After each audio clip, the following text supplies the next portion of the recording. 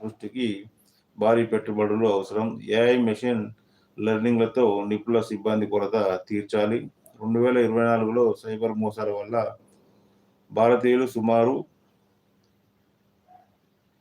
22,845 కోట్ల నష్టపోయారు. అంతకుముందు ఏడాదిలో కోల్పోయింది 7,465 కోట్లు. అంటే ఒక్కో ఏడాదిలో 206% ఎక్కువ సొమ్మును మోసగాళ్లు కాజేశారన్నమాట. పరిస్థితి ఇలాగే ఉంటే ఈ ఏడాది భారతీయులు నష్టపోయే మొత్తం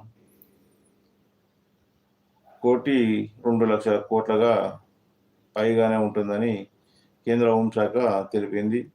ప్రభుత్వం, మీడియా సంస్థలు ఎంతగా హెచ్చరిస్తున్నా విద్యావంతులు కూడా సైబర్ నేరగాళ్ల బారిన, డిజిటల్ అరెస్టుల ఉచ్చులో చిక్కుకుండడం శోచనీయం.